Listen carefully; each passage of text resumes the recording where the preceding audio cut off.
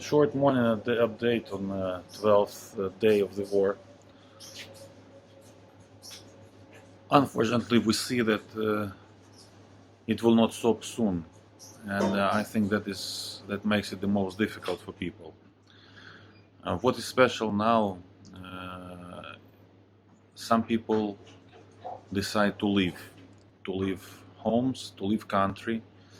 On the other hand, we hear from some of our friends and colleagues who left already that they are also uncertain. They're staying somewhere in the west of Ukraine or even in other countries, not understanding how long it will last. For now, they're getting support. For now, they have some money to buy food, but they're already asking themselves question: should I look for another job? Should I look for another place to live permanently? What kind of school my children will go to? And the same here. Actually, every new family which is leaving makes it more difficult for those who stay. And we don't know if we have to get used to this new normality or we have to continue working, helping people. Of course, that's what we do, but for how long we'll have resources, it's also not clear. So far, we understand that Bake for Ukraine is raising enough money to continue for several, probably even months. But the question is now not so much the money or resources. The question is the will of people and the power, how long they will have. Because reliable people who know the process, who can coordinate and who can manage, they are more and more leaving this place. So we're trying to form now brigades of people with a bit more skills. We're trying to appoint heads of the shifts and to give them a bit more training. At the same time, any day, someone can decide to leave. Someone can decide to go with his family or to his family which is already outside. Now, as it was in the very first hours and days of the war, people again feel left alone. Why? Because already many times, I think, on many resources, it was said that we need airspace shut. Ukraine is not able to compete with Russia and to beat Russians on our land if the airspace is not shut. To be honest, I feel myself a bit like in soap or in a TV show where the whole world is looking how long we can stand it. And the question is, what is the price we have to pay finally to make politicians in the West make decision to shut the airspace, or make decision to give even more heavy weapon, or to make decision to push even more on Putin, because that guy is crazy and you cannot threaten him with a bit of financial sanctions or a bit with a promise of not buying gas in future maybe. So that is a bit disappointing. On the other hand, I feel myself as a main character of the movie La Vita è Bella, Life is Beautiful. For those who watched it, we are trying to make for our children as if not much is happening. Of course, they hear explosions. Of course, they feel and hear bombings. But at the same time, we try to make for them nice meals. We try to organize for them now. Kindergarten will start in our place, at our home again.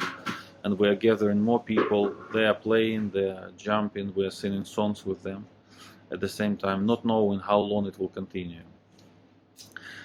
Today, our first trucks should depart from the west of Ukraine to this place, also collecting different type of humanitarian aid, and we'll try to spread it among people. First of all, volunteers who are working with us, and second, people who are around in need, and then we'll also probably send it over to places where it is even more dangerous and even more difficult. Thank you that you are staying with us till now.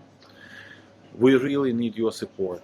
We really need your support in thoughts, in prayers. I'm reading most of the messages. I don't reply to all the messages, just no time for that.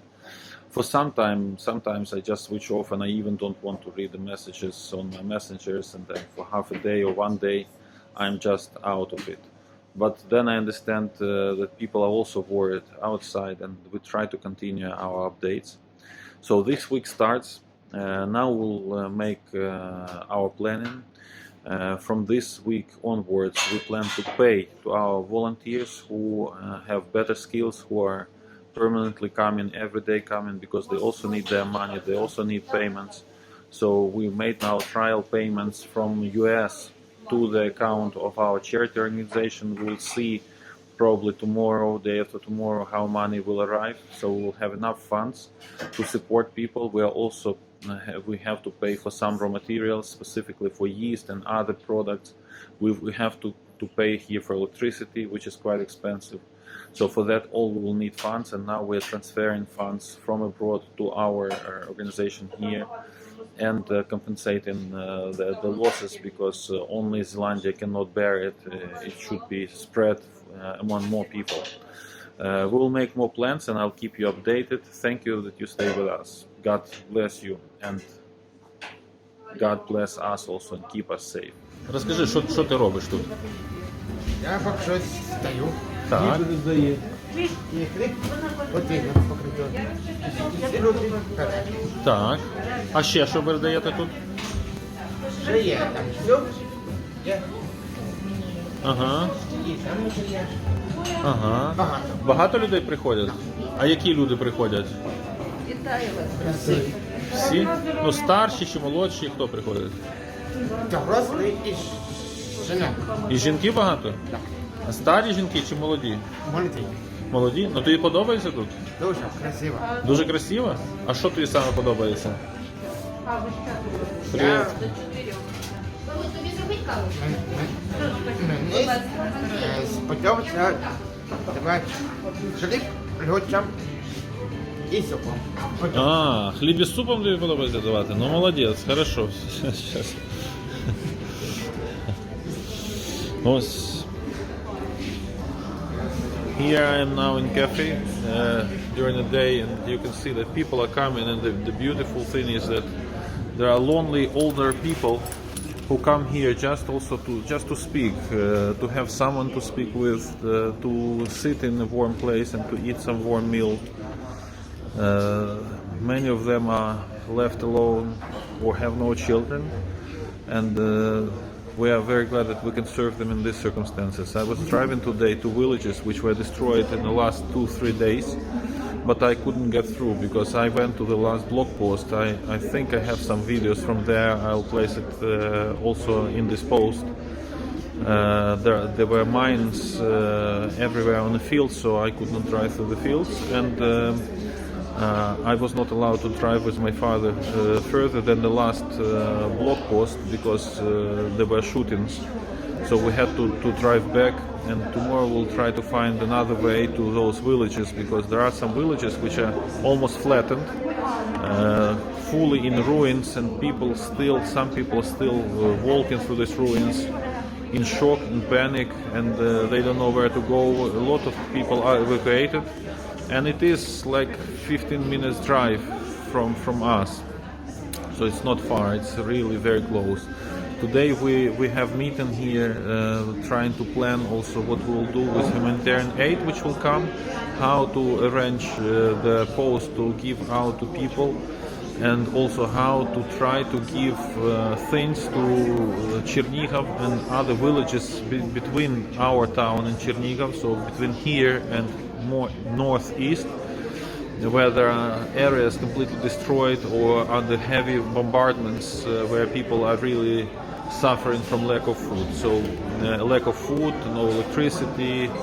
We will try to organize some transport there also as well. We'll keep you informed. Please pray for us, for our safety, but also for wisdom.